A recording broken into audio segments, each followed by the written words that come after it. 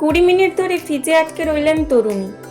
অবশেষে জুতোর শব্দ শুনে উদ্ধার করলেন এক ডেলিভারি কর্মী। পুরস্কার স্বরূপ সংস্থার আংশিক মালিকানা প্রদান করলেন ওই তরুণকে। নিরাপত্তার নিয়ম অবহেলা করে পণ্য সরানোর জন্য একাই ফ্রিজের ভেতর ঢুকে পড়েছিলেন এক তরুণী। জিনিসপত্র ফ্রিজের ভেতর নিয়ে যাওয়ার পর দরজা শক্ত করে বন্ধ করে দেন তিনি, কিন্তু সেটি আর খুলতে পারেননি। প্রায় 20 মিনিট ধরে হাড় কাঁপানো ঠান্ডায় প্রায় জমাট বেঁধে প্রাণ সংশয় হয়ে গিয়েছিল তার। চিৎকার করলেও গলার স্বর কারও কানে পৌঁছয়নি। শেষমেশ এক সরবরাহকারী কর্মী এসে তাকে উদ্ধার করেন। কৃতজ্ঞতাবশত তাকে তরুণী এমন প্রস্তাব দিয়েছেন যা শুনে অবাক হয়ে গেছেন ওই উদ্ধারকারী। ঘটনাটি ঘটেছে চীনের হুনান প্রদেশে। চেন নামের ওই তরুণী হিমায়িত পণ্য সরবরাহের একটি সংস্থার মালিক। তিনি গত 31শে আগস্ট সন্ধ্যায় ফ্রিজ খুলে একাই পণ্য বাছাইয়ের কাজ করছিলেন।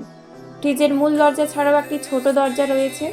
নিরাপত্তার নিয়ম অনুযায়ী ছোট দরজা দিয়ে পণ্য পরিবহন করার জন্য 2 জন ব্যক্তির প্রয়োজন। চেন জানিয়েছেন যে সেদিন তিনি নিরাপত্তার নিয়ম অবহেলা করে পণ্য সরানোর জন্য একাই ফ্রিজের ভেতর ঢুকে পড়েছিলেন।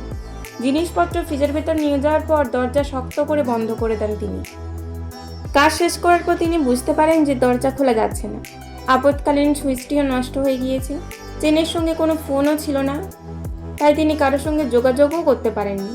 20 বর্গমিটারে তালাবদ্ধ ফ্রিজটি অফিসের মূল প্রবেশপথ থেকে বেশ কিছুটা দূরে ছিল, তাই হাজার চিৎকারেও চেনের গলা শব্দ পৌঁছয়নি কারো কানে।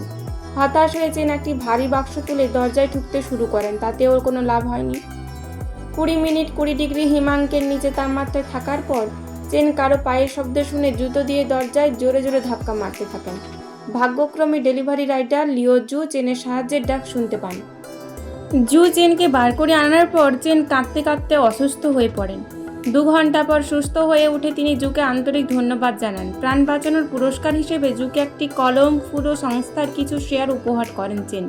চেন জানিয়েছেন, জু যদি তার আওয়াজ না শুনতে পেতেন তাহলে তিনি জমাট বেঁধে মারা যেতে পারতেন। জু শুধু চেনের জীবনই রক্ষা করেননি, তার গোটা পরিবারকে রক্ষা করেছেন।